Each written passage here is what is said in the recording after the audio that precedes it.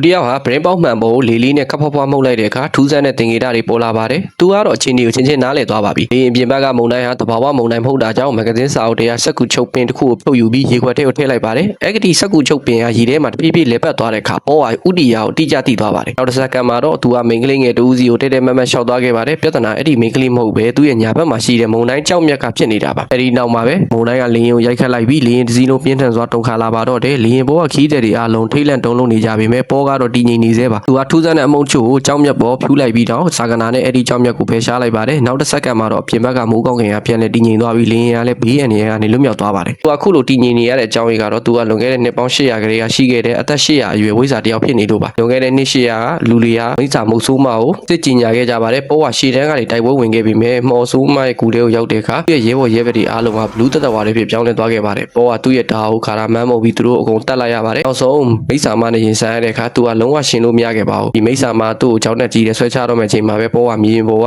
စီမီတွေကိုမီးရှို့လိုက်ပါတယ်။မီးတောက်တွေကကျမ်းမြေတစ်ခုလုံးဝါမျိုးသွားပြီးအဲ့ဒီကြားမှာပဲသူကမိစ္ဆာမကိုတိုက်ခိုက်နိုင်ခဲ့ပါတယ်။အဲ့မတေးခင်မှာမိစ္ဆာမပေါ်ဘယ်တော့မှတေးလို့မရပဲထာဝရတယောက်တည်းရှင်သန်ရပါစေဆိုပြီးချိန်ဆတိုက်သွားခဲ့ပါတယ်။အဲ့ဒီနေ့ကဆိုင်ပေါ်ကမတည်နိုင်တဲ့ဝိဇ္ဇာတယောက်ဖြစ်လာခဲ့တာပါ။